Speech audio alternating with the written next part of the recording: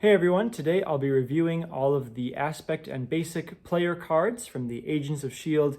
campaign expansion, sharing my thoughts on how powerful I think these cards are, analyzing them using some of the metrics I've discussed in my strategy videos, such as efficiency, flexibility, and speed, and ultimately giving you my top 10 list for what I think the most influential cards from this expansion will be from a power level perspective. I've done a few of these videos before for previous expansions. I've called the video a top 5 list. I'm still doing the list, but I would end up talking about all the player cards anyways. So I've just called this my full player card review for Agents of S.H.I.E.L.D. My goal with these videos is always to be as objective as I can be using those metrics I've discussed, but ultimately there will be some subjectivity as I organize these into a top 10 list. Generally, how I rank these is I'm trying to account both for a card's power level ceiling in the hands of a particular hero or in a particular strategy, but I also want to reward cards that are going to have a more broad applicability, even if they maybe have a little bit lower of a power ceiling. So I'm calling it the most influential cards from a power level perspective. How do I think these cards are going to improve the win rates of certain archetypes, maybe make new archetypes that have good win rates? All of that is contained in there. So I'll start by talking about the cards from the Maria Hill pre-constructed deck that did not make my top 10 list. Do the same for cards from the Nick Fury pre-constructed deck that did not make my top 10 list. And then there's plenty of both within my top 10 list, which I will end the video with.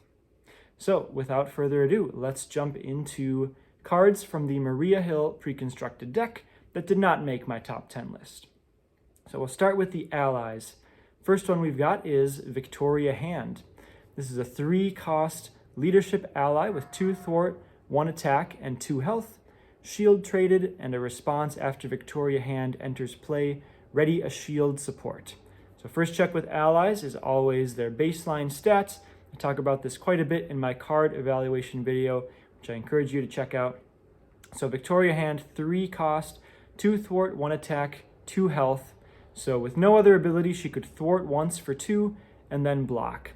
For a cost of 3, that's not quite good enough to put her on par with other allies in the game. We would need her to either cost 1 fewer resource or have 1 extra health point. Now this response, after she enters play, ready a shield support, how much is that worth? Now, the best case scenario, or maybe the average case, is to ready the helicarrier or government liaison, something that is giving unlimited resources so that when she comes in, she essentially generates another resource. So that would buy back her sort of deficit of 1 resource of value from baseline efficiency, but then it doesn't really go anywhere beyond that. And there's plenty of allies in the game that meet baseline efficiency and give you a little bit extra value. So I'm not that excited about Victoria Hand. In a shield heavy deck, she's got a little more value with the Sky Destroyer, or you could play her with Government Liaison, ready back that Government Liaison. You could use the Agents of S.H.I.E.L.D. team card, which I'll also talk about in this video. I don't think it's a super powerful archetype to be using that card. So there's some uses for Victoria Hand. Be careful with, if you're readying maybe one of the new big helicarriers that came with Maria Hill, something with finite uses, you're not technically getting value out of playing Victoria and readying that to use it again the same turn because you still need to spend a use. You're just getting tempo in that case, which might be valuable. In the case of Maria Hill, sometimes we've got plenty of counters on these big helicarriers, so we just want to race and use them as fast as possible. But that's with one particular hero. Even then, there's a lot of really strong allies in the game, so I'm not super excited about Victoria Hand. Let me know if I'm missing a use case for her that you think is powerful. Next ally is Melinda May. This is a 4-cost basic ally with 2 thwart, 2 attack, and 3 health. She's a shield and a spy. Response after Melinda May uses a basic power, look at the top card of the encounter deck. You may discard that card. So once again, we're either 1 resource too expensive or we need 1 more hit point in order to achieve baseline stats. So we've got to see how much we make that up with the ability. And the ability is okay. So look at the top card of the encounter deck. You may discard that card. If we're not stunning and confusing the villain, That's generally just going to be a boost card. If we're attacking, we're usually blocking, so the boost card doesn't matter as much. If the villain's scheming, it can definitely matter. But the fact that it's not really a guarantee that the card below it is going to be any better than the card on top. Sure, if you see a 3 boost icon card, then odds are it should be less. But I'm not sure it's worth. I mean, in that case, it might be worth half a resource, maybe worth a resource, to swap a 3 boost icon card to a 1 boost icon card. But right, it's just not guaranteed that that's going to happen. If you're stunning and confusing the villain, now you might actually be selecting what's the encounter card you're going to draw. Maybe if you're going to run through your deck as you draw up to hand size before the villain activates, maybe you'll know what the top card is that'll be dealt to you as a boost card. So you can be a little bit selective there. In the best case scenario where you re-roll, like you see an Under Fire or a Shadow of the Past, and you re-roll that, yeah, this is a strong ability to let you do that. But that's a relatively small fraction of times where you're using this effect. On average, you shouldn't really expect to get value out of that. Say you re-roll a 2, you might re-roll into a 3. You might re-roll an average encounter card into something worse. So especially in an ally, that slot is so contested, I want something that's a little more consistent with the value it's going to give. Next card is the aforementioned Agents of S.H.I.E.L.D. This is a 3-cost leadership support. It is the team card for the S.H.I.E.L.D. trait. Play under any player's control, max 1 team card per player. If each of your characters has the S.H.I.E.L.D. trait, this card gains interrupt when you reveal an encounter card, exhaust this card, cancel the effects of that card and discard it, then reveal another card from the encounter deck. So we've seen a similar card before in the Stepford Cuckoos. This one could only be played by an X-Men. You didn't have to check if each of your characters had the S.H.I.E.L.D. trait in order to do its effect, but that let you sort of re-roll encounter cards.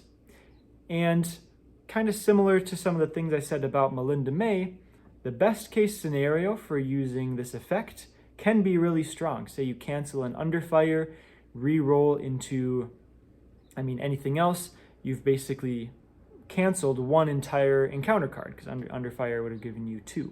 Or same for like a Shadow of the Past, you re-roll that into just some random minion, you've basically canceled an entire side scheme of that effect. So in a small percentage of cases, this effect is quite strong. It's kind of tricky. What do you do if you reveal something that's an average encounter card, or maybe slightly worse than average?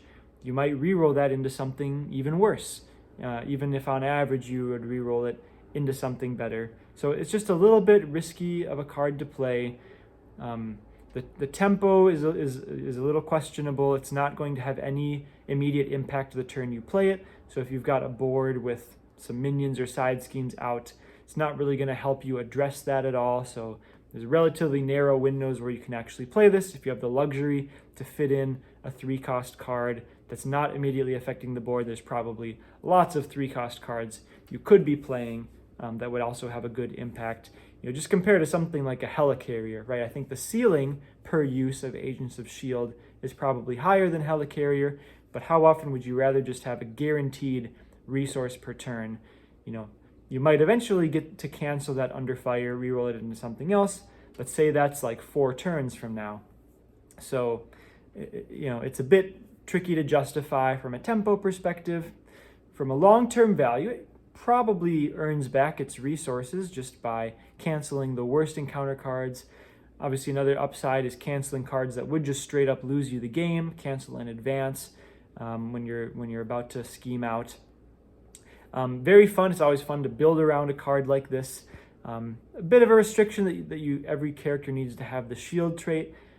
Most notably, a lot of the characters with the S.H.I.E.L.D. trait, they only have that in alter ego. So a lot of the time you won't even be able to use this to cancel encounter cards when you're in hero form.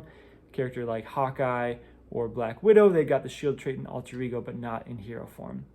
In the Agents of S.H.I.E.L.D. box, we got Maria Hill and Nick Fury, who both have the S.H.I.E.L.D. trait in hero form. So it's definitely an option with them. You do have to restrict your allies that you're playing a little bit to have the S.H.I.E.L.D. trait, unless you're Maria Hill, who gives all her allies the S.H.I.E.L.D. trait. But honestly, there are plenty of good shield allies. We got Mockingbird, the Nick Furies. So it's a little bit of a hindrance, but ultimately not terrible. All things considered, yeah, I just think we can do a little better for a 3-cost support. Next card is Front Organization. This is a 0-cost basic support location.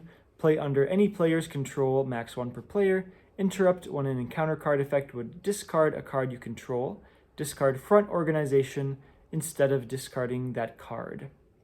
So this is kind of a funny card. It's basically allowing you to play around Caught Off Guard or effects similar to Caught Off Guard. When you've got these bigger, more expensive upgrades and supports that you don't want to discard, now you get some value. You only have to discard, say, 1 resource of value versus maybe 3, 4, or in the case of the helicarriers that came in Maria Hill's deck, these 6-cost supports that would be disastrous to discard to Caught Off Guard or a Reality Stone. So ultimately, I'm not a huge fan of putting a card in our deck just to play around one particular encounter card, right? Maybe if we're teching for individual scenarios that have more of this effect, that would be all right, but I wouldn't really put it in a deck just to play around Caught Off Guard. If you really wanted to play around Caught Off Guard, you might be able to find another 0-cost card that actually does something, or just play a 1-cost card. Like if you're trying to protect your 6-cost cards, discarding a 1-cost card is still a lot better than that, and hopefully that's a 1-cost card that can actually do something, assuming you don't draw a copy of Caught Off Guard. The one little niche that we have here is in the standard 2 encounter set. The Caught Off Guard version in that specifically discards the highest cost card you control. So here, this is a pretty unique effect that would actually let you play around that. I still wouldn't generally advocate for putting cards in our deck to play around, 1 copy of an encounter card that we, have a relatively low chance to see any given game.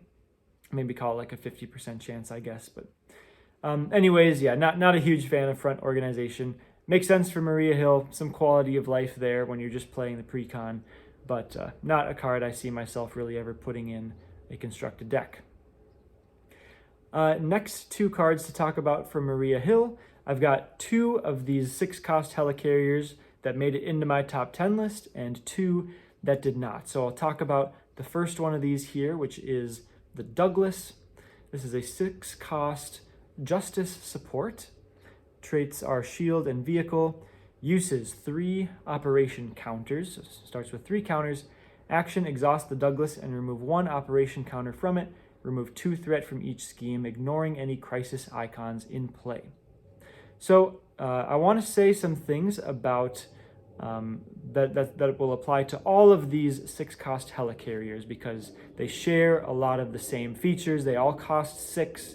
They all have 2 or 3 uses, and we can basically use them once per turn for some big splashy effect. So first is simply that cost, right? 6 resources is incredibly high. We've basically never seen that in a aspect card before. Pool has got one, but this is kind of new ground for us to evaluate here. And I almost never talk about cost as really a metric to evaluate a card in and of itself, because what we really care about is efficiency. What is the effect you get per cost?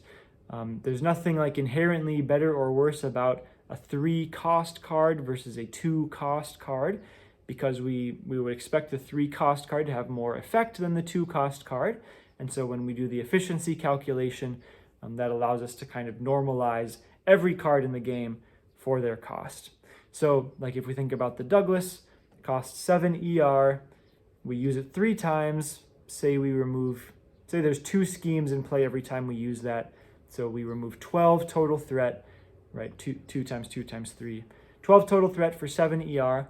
That's like okay. Maybe we hit a 3rd one in there sometime. We get 14 threat for 7 ER. Like I'm generally okay with that as an efficiency of threat removed per resource spent. But because that initial cost is so high at 6, there's going to be hands where you can't even play this card from your hand. It's just going to be a dead card. In an alter ego hand, we've got 6-card hand size. So we would need a double resource, or maybe a resource generated by our identity card in order to play this.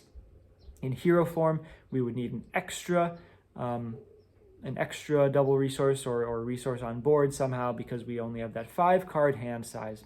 So, right, it's kind of right on the edge there, but there are going to be turns where you simply can't even play these cards. So that does take them down 1 notch.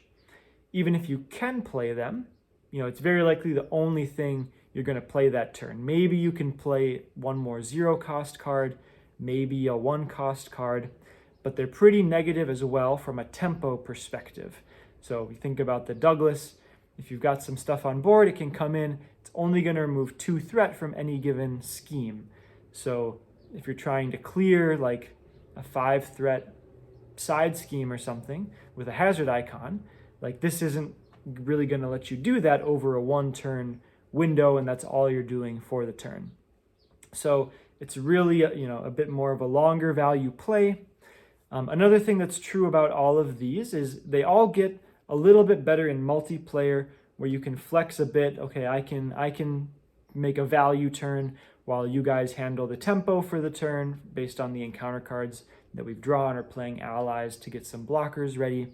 So they're all a little bit smoother in multiplayer. The other thing that maybe goes without saying, they're all significantly improved in the hands of Maria Hill. Maria Hill has the ability to continuously add counters to these supports. Every individual counter is quite valuable, right? 1 operation counter in the case of the Douglas represents maybe 4 threat or 6 threat. So if Maria Hill is using her upgrade to add a counter to that every turn, like that's a significant value generation. When she's moving a counter from a cheap card like Field Agent to an expensive card like this, like that's generating value. So all of these helicarriers you can justify more easily in Maria Hill. Now granted, some are going to be better than others, and essentially the 2 I've put in my top 10 list are the ones that I think are the best in her hands. In general, it's just a little bit of a tough sell for me. If we can find other cards that are equivalent in value, in justice for threat removal, we can avoid the downside where we often just can't play this from a turn or on the turn, or we need more tempo on any given turn. So it can do some cute things, right? Ignoring Crisis is pretty nice. It's a support that removes threat, so you can be confused and still do this. You can remove threat from Jubilee's identity-specific side scheme, which is kind of funny. So some places here and there. I don't think this is like tremendously good thwarting value compared to some of the other options we have already. The next helicarrier that I kept outside the top 10 list is the aggression one. This is the Bellerophon, 6-cost aggression support, shield and vehicle traits. Uses 3 missile counters. As an action, exhaust the Bellerophon, remove 1 missile counter from it and choose a player. Deal 3 damage to the villain and each minion engaged with that player, discarding all tough status cards from those enemies first. So one thing that's true about the Bellerophon that is also true about the Douglas that I forgot to mention is that it's just an action. It's not a hero action. So you could maybe, if you've got a reason to stay in alter ego turn after turn, you could still use that. I've seen that with some Maria Hill decks where the plan is just to literally stay in alter ego form for most, if not all, of the game. You're maybe losing some upside there of moving counters, but it's a thing you can do. And in the case of the Bellerophon, it's another one where, like, the value, I don't think it's overwhelming. So one thing I've talked about before, right, I place a pretty low value on villain damage. So for the vast majority of games, certainly for the hardest parts of games, we're just trying to stabilize against threats, put resources out so that we can stabilize more quickly against worse threats, and then only at the very end of the game do we really care about turning our resources into villain damage. And so I almost completely ignore that aspect of cards. So maybe that's not completely fair, but it's just not something that's hugely valuable for most of the game. Obviously it's worth something, but it's not a huge factor for cards. And so when I read this, I'm almost ignoring that part of dealing damage to the villain and thinking about, how do I feel about this dealing with my minions? So let's say we use it 3 times. If we've only got 1 minion in play each time we use it, that's 9 damage for 7 ER. That's a pretty bad conversion. We do get the upside of discarding tough statuses first. So that can be a pretty big deal. That can be like a resource or 2 resources per use.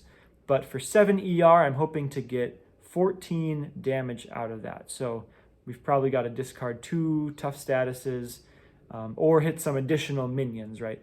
There might be 2 or 3 minions in play, and then this card can be quite valuable. In general, it's difficult for that to happen. There will be some specific scenarios where that can happen. Say Ultron, for example, you might get 5 drones on any given turn, and that can happen. But in general, right, it's got the same downfalls I talked about with the Douglas. I won't rehash all of those. It's expensive. The thing aggression isn't really lacking in right now is ways to deal with minions and damage output. So the discarding tough is really nice. Got some upsides. It's not an attack, so you can do it while you're stunned. It avoids retaliate.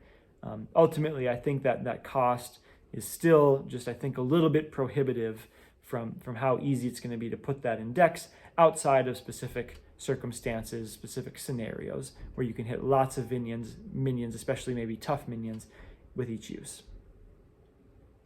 Okay, that's it for my non-top 10 cards from the Maria Hill pre-constructed deck. Moving on to the Nick Fury pre-constructed deck. I've got 3 more cards, and then we've got the top 10. So first is Prism Dust. This is one of several new preparations we got in Nick Fury's pre-constructed deck, which is exciting to see. So Prism Dust is a 1-cost Justice upgrade. Traits are Preparation and Tech, max 1 per player, hero response. After a minion enters play, discard Prism Dust, confuse that minion, and deal 2 damage to it. So very much a parallel to one of the preparations in Black Widow's identity-specific set, Widow's Bite, which dealt 2 damage to a minion and stunned it. This is 2 damage to a minion and confuse. Now, applying statuses to a minion is a pretty interesting ability. Up until this Agents of S.H.I.E.L.D. box, I would have said it's almost a complete 0. And it's honestly still pretty low value. One of the best ways historically to stop minions from scheming or attacking is to deal damage to them equal to their hit points. Pardon some sarcasm there, but if we just kill minions, we don't have to worry about confusing them or stunning them. So not that like confusing them or stunning them is actively bad, it's just if the resource cost of a card is increased, because of the ability to stun or confuse a minion, we'd rather just direct those resources to doing additional damage to that minion and taking it off the board. So from just a damage perspective, Prism Dust dealing 2 damage for 2 ER, like that's a really bad rate. Now granted, if for some reason a minion is guaranteed to scheme if we don't kill it immediately, then yeah, the confuse gives some decent value. Maybe that prevents 2 threat and we've dealt 2 damage to the minion. Like that's a decent turnaround, but there's always a difference between like what happens in the actual game versus what our deck is planning on doing. So in general, I'd rather plan on killing minions as quickly as we can with some allies set up, whatever the case may be, rather than confusing minions. Now, Agents of S.H.I.E.L.D. expansion scenarios threw a wrinkle into all this because we've got all of these vulnerable minions, which get discarded as soon as they're stunned or confused. So this is a nice tool to help your hero do that. We've also got the Thunderbolts modular sets, which come with these big, double-digit health minions that are very difficult, almost impossible to clear in one turn. So this gives you an extra window there of not having it activate against you for a turn if you're able to confuse it. Something that'll be true of all these preparations, that is true of Prism Dust, they get marginally more value in the hands of a couple specific heroes. Black Widow, her whole shtick is dealing with these preparation cards, drawing cards for playing them in Alter Ego, recurring them from hand. She's got resource generators that can pay for them. So I'll almost certainly be putting these in some Black Widow decks. Nick Fury as well has some preparation synergies with his secret agent card that has an ability that triggers every time you trigger a preparation. So it's got some upsides there. But outside of like playing against a Thunderbolt or a vulnerable or vulnerable minion modular set. Not really going to be putting this card in too many decks, I don't believe. Another very small upside, it's a tech, so I actually think playing one copy of this in an Iron Man deck is pretty justified. But at least for the ability alone, not a huge fan. This next card is another Justice preparation. This is Informant, 1 cost, Justice upgrade, max 1 per player, interrupt when a minion schemes, discard Informant. This activation removes threat instead of placing it. So kind of like how I just talked about confusing minions in the case of Prism Dust, we similarly shouldn't be too excited about preventing threat from a minion scheme. So, right, if we just kill a minion, we also prevent them from scheming. So you might think, oh, if a minion would scheme for 2, this is going to prevent 2 threat and remove 2 threat instead. So that's like a delta of 4 threat for 2 ER, which is actually pretty efficient. But that 2 threat that we're preventing, we could add that to any old damaging card. We could say that Uppercut is also removing 2 threat from the main scheme. Uppercut might not be the best example. Or say Haymaker. Would we say Haymaker is dealing 3 damage and removing 2 threat from the main scheme because it stopped this minion from scheming? No, you generally wouldn't evaluate cards like that. Any time you can kill a minion, like that's inherently preventing it from scheming. That's value we can get in a lot of ways outside of effects like Informant. So not a huge value card. Again, there's some specific cases. Maybe Mystique is another example of one of these big beefy minions that's hard to kill in 1 turn. All the Thunderbolts minions, this effect can be really strong in those cases where we don't have the option of just taking the minion off the board with damage. There's a really cute thing you can do here with Black Widow. You can face the past to get Black Widow's nemesis minion Taskmaster out, who very often can have like 12 scheme or something. So that's kind of a cool combo to remove a huge chunk of threat from the main scheme. In that case, you're actually removing enough threat that you justify the value of Informant without baking in what would be added by the minion's own scheme. So another card I probably will play one of with Black Widow, but very niche, not a card I see myself playing a lot. Okay, last card before the top 10 is another preparation. Wish they had juiced these maybe a little bit more, but because of the combos you can do with Nick and Black Widow, it kind of makes sense why they didn't. And this is Intelligence. This is a 1 cost Justice upgrade again, a preparation, max 1 per player, response. After a player is dealt an encounter card, discard Intelligence, look at each encounter card dealt to each player and the top card of the encounter deck. You may swap any number of those cards. So this is the 3rd card we're talking about now that is doing encounter card manipulation. So it's always a cool effect. It's always a fun effect when you're in a pretty comfortable state and you're just trying to avoid those worst case scenarios. A card like this can be nice. Swap the encounter card you're dealt with something on the top of the deck to avoid whatever it is you were going to draw. I think this is it's a bit different there from solo versus multiplayer. In solo, you're basically picking which card you want to be your encounter card that you're going to resolve. And in that case, I would say a lot of the same things I said with Melinda May. If that's the effect you're trying to get out of this card, more often than not, the card you wanted was the card that was already dealt to you. Or I guess, maybe equally often. And then in that case, sure, it's nice peace of mind that you can see that the card you're being dealt is not that bad, but you kind of spent 2 ER and you didn't really affect the board at all. On the other hand, there will be some really nice cases where you swap a Under Fire with something that's not as bad, and the value will be really nice.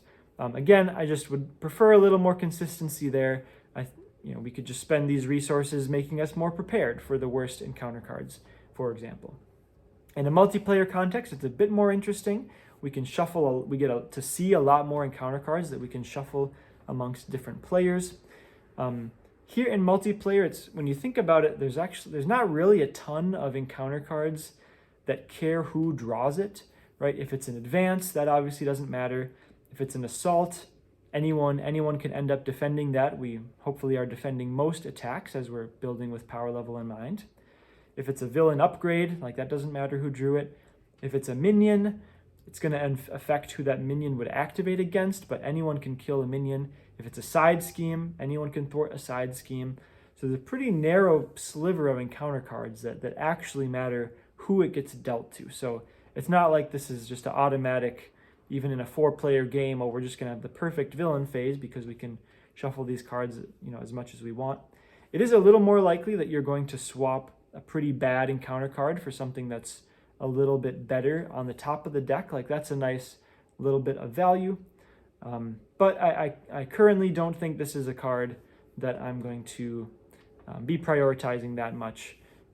Even as I explain that, I think the multiplayer use case is still kind of interesting just because there's more potential. There's a 4 in 5 chance that the worst card has been dealt versus already being on top of the encounter deck. So I might actually have to try that a little bit. Maybe I should have snuck this in at number 9 or number 10, but that is intelligence. So now moving on to my top 10 list. Once again, the cards I view as being the most influential from a power level perspective, accounting for both their power ceiling in the hands of certain heroes or archetypes, as well as their broad applicability with a little more personal bias towards the latter. So starting at number 10, we've got the third of the helicarriers that I've been talking about.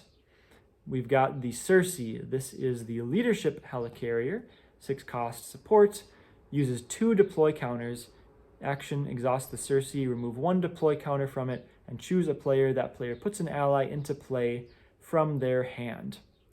So this is a pretty massive resource advantage per use of the Circe. So I really like it in the hands of Maria Hill, where we're able to add 1 or 2 counters to this every turn. This is a card I almost exclusively am evaluating this from a multiplayer perspective. I think in solo, even if you can play this, it's hard to also have a ally in hand that you could play the same turn and get good value from. But in a multiplayer context, there's other players at the table who will often have, say, a 3 or 4 cost ally that you're happy to put into play with this. I think the Circe, it's a little more likely now that I would play the Circe in someone besides Maria Hill. So the Circe is 7 ER. So if we play 7 cost worth of allies from other people's hands, then it's meeting value. And if we exceed that, then it is exceeding my expected, it's exceeding the resources that we put in. So for example, if we use this to play 2 Nick Furies over the course of a game, like that is just actively increasing the value that we put into it. In the case of Maria Hill, I think this is definitely one I would play often with Maria Hill because of how powerful each individual use of it is. Just being able to put an ally into play every turn from someone on the table, like that can be 4 or 5, 3 or 4 ER of value every use. So that's a really powerful one to keep in play and keep using every turn. At number 9 is the last helicarrier that we got in this expansion. This is the Pericles. This is the protection helicarrier, 6 cost support, uses 2 supply counters. Action, exhaust the Pericles and remove 1 supply counter from it. Give a hero or villain a status card of your choice. Give an ally or minion a status card of your choice. So with each activation, this is basically going to blank a villain activation, either by giving them a stun or confuse, or by giving yourself a tough. Especially if the villain is steady or stalwart, then this is a way to still essentially neutralize a villain activation.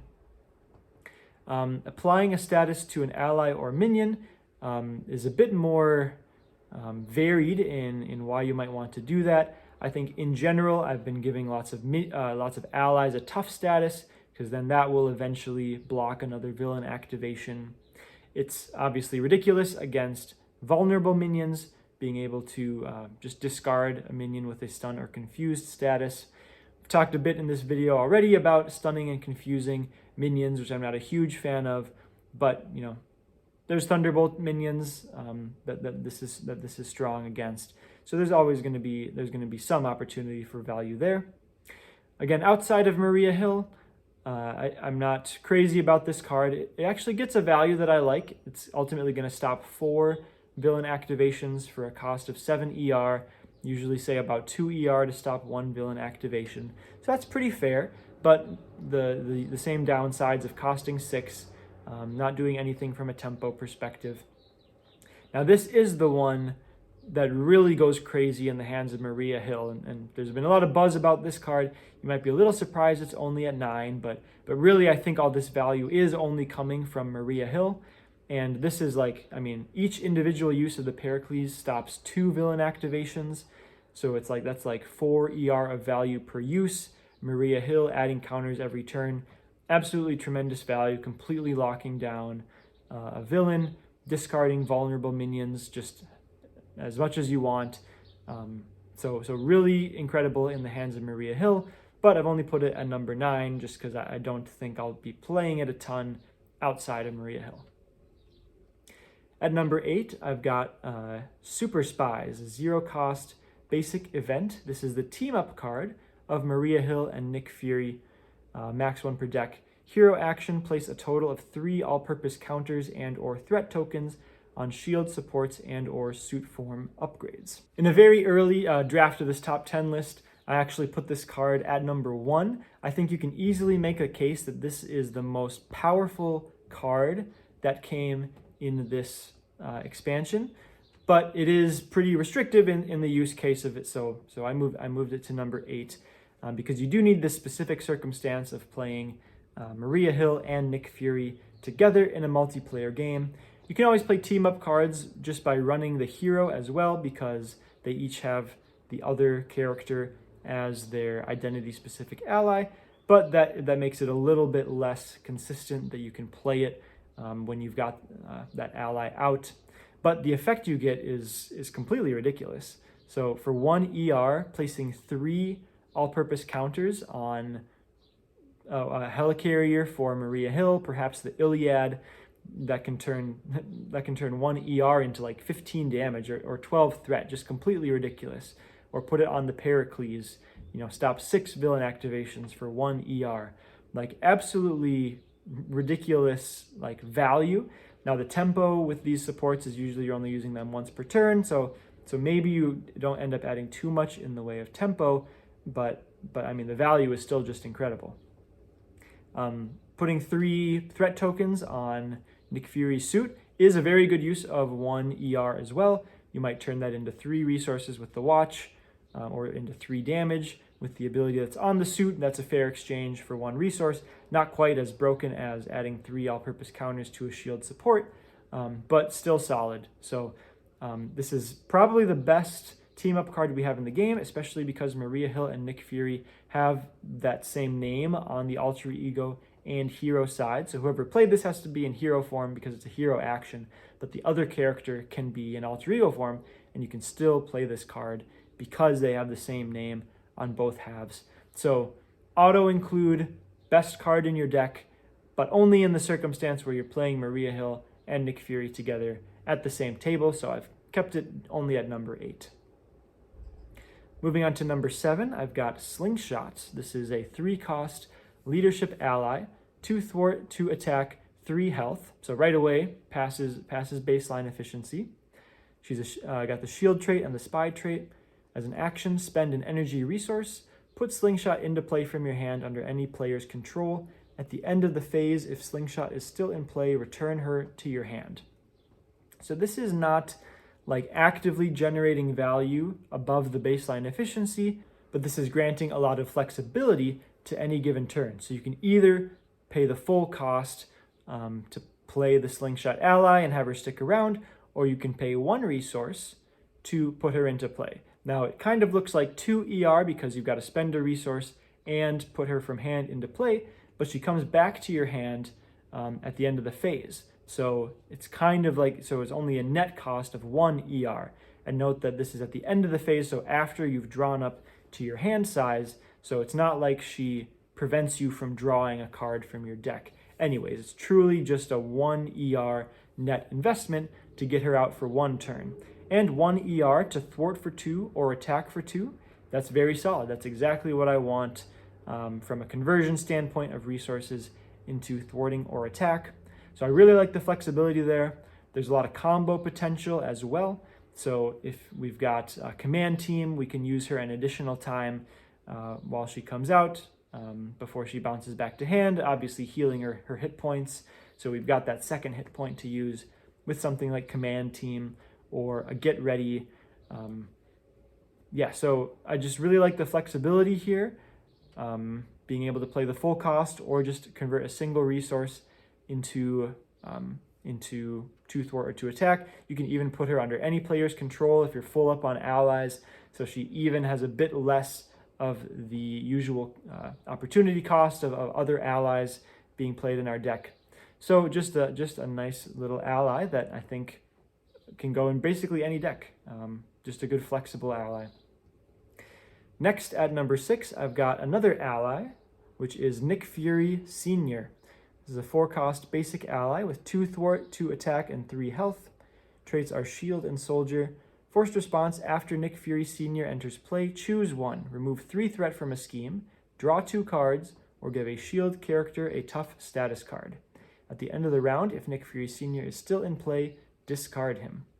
So this is obviously very reminiscent of the original Nick Fury from the core set. The mode you use on original Nick Fury 90% of the time is to draw 3 cards. Tremendously powerful mode. I wouldn't say that any of these modes on Nick Fury Sr. are at quite that level, right? Obviously drawing 2 cards is 1 card less. The other modes, aren't quite as valuable. So Nick, is definitely worse than the original Nick Fury, but that doesn't mean we can't still play both of them and be satisfied with the value we get out of them. So, right, Nick is a 5 ER investment, 1 ER to thwart or attack for 2, 2 ER to block with, and then each of these abilities is roughly 2 ER additionally. Either we draw 2 cards, give a shield character a tough status card for a block, remove 3 threat from a scheme is maybe a little bit less than 2 ER, but a nice option to have. So, a lot of the things that we like about Nick Fury and Professor X, we like about Nick here, we recoup all of the value within a single turn cycle. We're kind of forced to use him up right away because he gets discarded at the end of the round. So play him, activate, get the response, use him as a block. We get all of that value right up front, unlike normal allies who need to take a few turns for us to realize their full value. So also like Nick, one of the things I like about Nick Fury Sr., we can use ready effects to make use of that second hit point, which often gets wasted. I think something that put Nick a little bit over the edge for me, putting it up so high on my list, is its ability to provide burst threat removal to aggression or protection. So still, even this long into the game, we're really scraping to find efficient options for threat removal in protection and aggression, especially if we want to remove a bunch of threat at once. And Nick Fury Sr. is a way to remove 5 threat immediately when he comes in. So if the best thing for us to do on a turn is like clear a 5 threat side scheme, aggression and protection can often struggle to do that. Nick Fury Sr. can come in, remove 5 threat from that scheme, give a bit more value with a block, and I think that's a very solid addition to these decks. In addition to just being solid value overall, doesn't really go a resource above baseline efficiency like original Nick Fury does, but still solid value, solid tempo, can make it into a lot of decks, can make it into a shield deck, trigger your government liaisons and things. So a solid card, I think, will go in a wide variety of decks. Moving on to number 5, I've got Practiced Plan. This is a 0-cost basic upgrade. It is a preparation, max 1 per player. Response: after you discard a preparation card you control, discard Practiced Plan, return that card to your hand from your discard pile. So interesting card. I always love 0-cost cards. If it's a card we want to play anyways, 0-cost cards really help us make a flexible turn. we get, we spend one card, we get back one card. So it's perfectly neutral on resources, but we might be able to buy back a really high value card. So like I mentioned with the other preparations, this is really probably best in the hands of Nick Fury and Black Widow, who each have their own combos for preparations. In the case of Black Widow, it's kind of just a free preparation. We can trigger her alter ego ability, we can trigger her hero ability to deal one more damage. It's kind of nice that it's a 0-cost card. Say we use our whole hand to play Agent Coulson, we can get a 0-cost preparation that we can play, using all our resources for the turn. Or maybe we can get it back with the safe house that Black Widow has.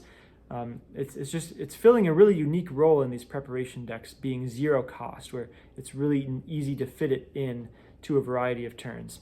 In the case of Nick Fury, again, if we've got Secret Agent out, as many preparations as we can trigger as we can are a good thing there. Nick Fury has a couple of really high value preparations, the eye patch and the one that lets you cancel an encounter card. Those are both really high value and they're identity specific, so you only have one in your deck. So Practice Plan can give you, if you want 3 extra copies of that preparation in your deck effectively, Practice Plan can help you do that. So I think a really solid include for those 2 heroes. Some uses outside, I think this maybe helped bump it up in the list for me, is the possibility of using this with any generic hero in a deck that also wants to play Rapid Response. Rapid Response is a really, really powerful preparation. When it came out, it was one of the best cards in the game, allowing you to have a ally re-enter play after it dies with 1 damage on it. So this lets you double up on an enters play ability. You're basically, if you play Rapid Response as a 2-cost preparation to get back maybe a 3-cost ally with 1 damage, like that's a very fair rate. So if it's a really good ally already, you get to rebuy that ally, who you can usually only play 1 of in a deck. Rapid Response itself is another max 1 per player card. So say you want to run multiple copies of Rapid Response, but you don't want this awkwardness where you can only have 1 in play at a time. You can just swap 1 copy of Rapid Response for a copy of Practiced Plan. Now you can play that while you have Rapid Response out. You'll have to rebuy it to hand, but then you get an opportunity to play an additional copy essentially of Rapid Response without running into any of this max 1 per player awkwardness. So I think there will be some good uses there as well. Rapid Response, already a card that's in very high win rate decks, going to boost that even more with Practice Plan.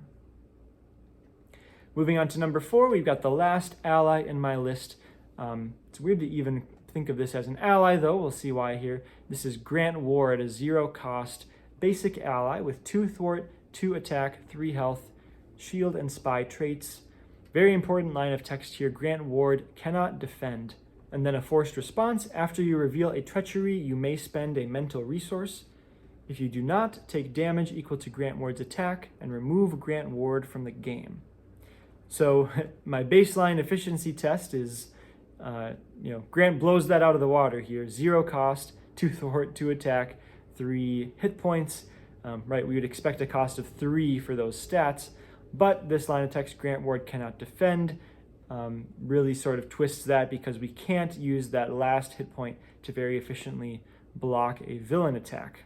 Moreover, we have this forced response.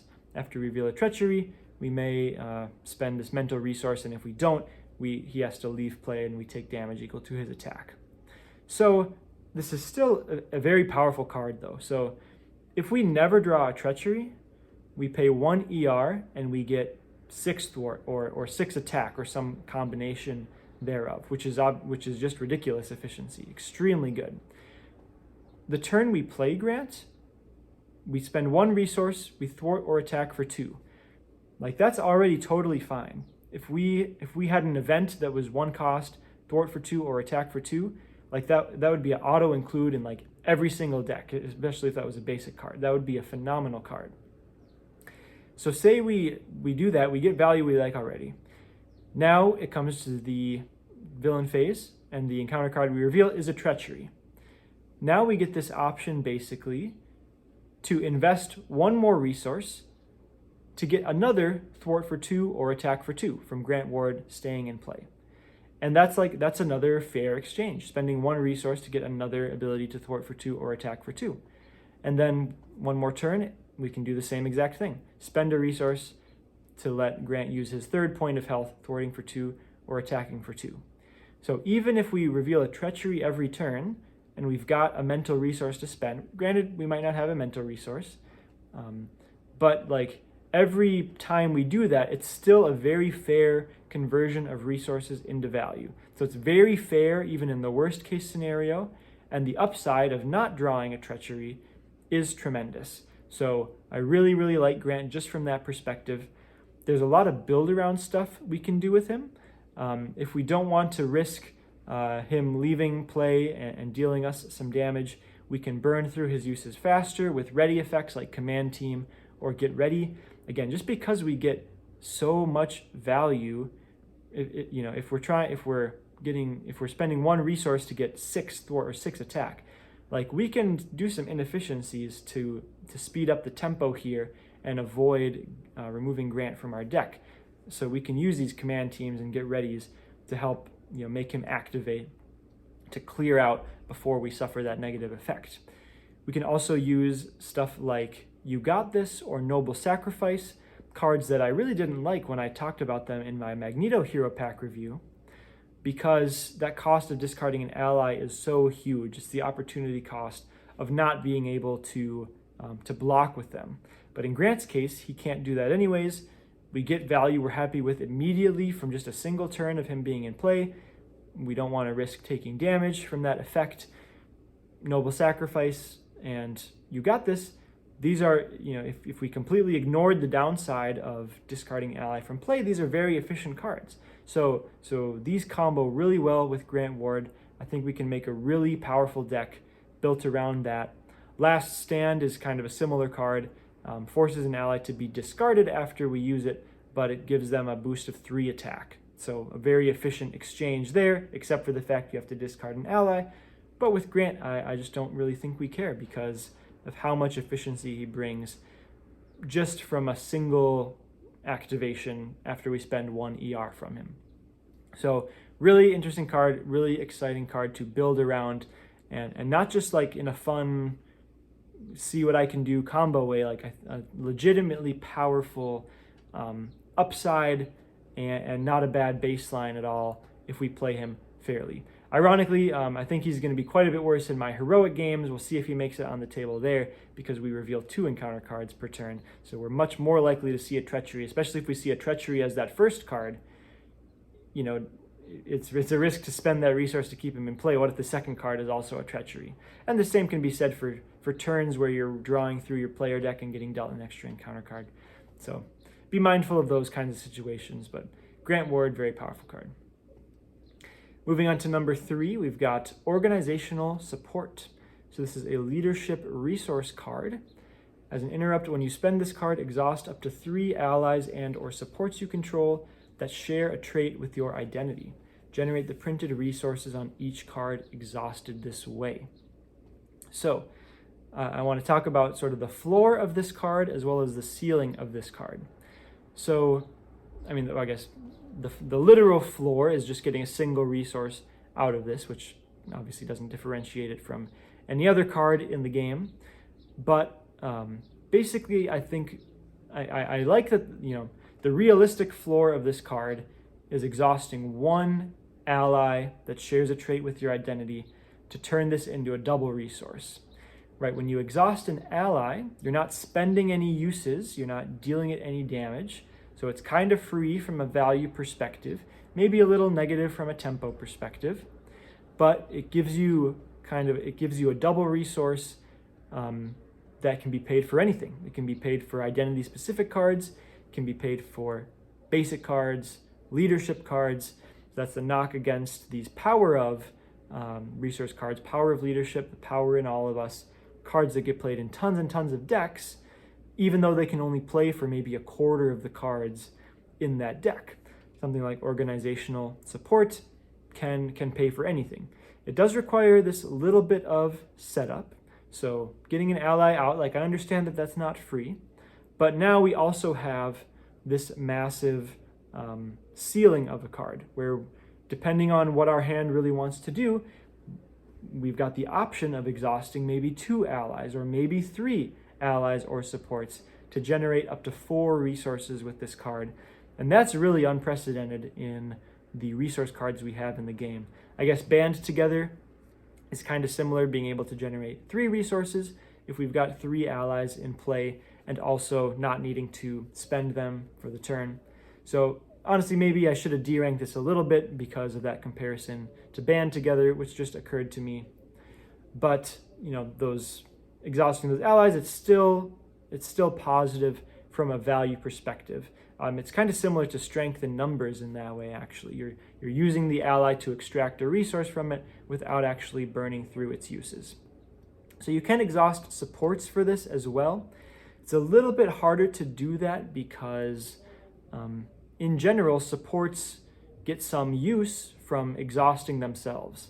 So if they get some ability every turn, say it's a helicarrier, right, that already generates a resource for us every turn, or government liaison already gives us a resource every turn. So ideally, we could exhaust something with finite uses, like maybe a field agent if we're playing a shield character. I think one of the perfect cards for this is the Triskelion. The Triskelion has no use from exhausting at all, so that's a pretty easy card to get in there with this. But I think really almost any hero in the game could probably justify playing this card, because there are allies that have the same traits as all of our heroes, whether it's Avengers or X-Men. So I think this is just a solid resource card that can be played by almost any hero. I think the best home is S.H.I.E.L.D, where you can play the Triskelion and maybe like Command Team, some other cheap S.H.I.E.L.D traded supports. It's just extremely flexible, right? I mean, resource cards, they always have this really high upside of generating additional resources. They do have the downside of not being a card that you can just play, right? You can only use them as a resource. But as long as we don't play too many of that kind of card in our deck, we can take advantage of their ceilings without, these turns where we draw 6 super situational cards and don't really want to use any of them. So organizational support, very high ceiling, being able to generate 2 or 3, maybe even 4 resources, which we can always adapt depending on the board state. So really interesting card. I'm excited to build around, and I think it's quite powerful. All right, I'm going to lump these last 2 together here because they are very similar cards. I've put at number 2 Gemma Simmons, 3 cost basic support. Traits of Persona and S.H.I.E.L.D. Reduce the cost to play Gemma Simmons by 2 if your identity has the S.H.I.E.L.D. trait. And then resource, exhaust Gemma Simmons, generate a mental resource for a tech card. And at number 1, I've got Leo Fitz, 3 cost basic support. Also Persona and S.H.I.E.L.D. traits. Reduce the cost to play Leo Fitz by 2 if your identity has the S.H.I.E.L.D. trait. Alter ego action, exhaust Leo Fitz, search your deck for a tech card, and add it to your hand. So these are both incredibly cheap, efficient resource generators, especially if you're playing S.H.I.E.L.D. There are some decks, some really tech-heavy decks where the identity doesn't have the S.H.I.E.L.D. trait, where you might even still justify playing these cards. Iron Man, for example, really cares about his tech cards. We play a lot of tech cards with Iron Man. We've got specific tech cards we want to find in our deck as early as possible. We might even justify it there. But in the hands of a character with the S.H.I.E.L.D. trait, right, a 1-cost, 2 ER resource generator is incredibly rare and incredibly powerful, provided we have, right, obviously consistent cards to pay for using these cards. So with Gemma, she generates a resource for a tech card. So we really want to find, any character with a high density of tech cards. So War Machine is a really good overlap of someone with the S.H.I.E.L.D. trait and several tech cards. Black Widow has tons of tech cards, got the S.H.I.E.L.D. trait. So I think Gemma just becomes an incredibly efficient resource generator for these decks, for some repurposed decks maybe that play a lot of tech upgrades. Just incredibly efficient. I put Leo at number 1 because this ability to repeatedly tutor specific cards from the deck, that's incredibly powerful and pretty unprecedented from cards in the game, at least that come to mind right now. And right, when we draw a tech card from our deck, we can just use that card as a resource in the same way we'd use a resource from Gemma. Or we might draw something that improves what we can actually play that turn because we want to play the tech card that we drew. Or maybe we want to build a deck around a particular tech card. Like we can build a Nick Fury repurposed deck that really, really wants to get the flying car into play as soon as possible. Leo can just help us grab that and give a lot more consistency to that strategy. The downside of Leo compared to Gemma is that he is an alter ego action, so you don't always have the luxury of going to alter ego form, but I think still just the ability for the repeated tutor ability is incredibly strong.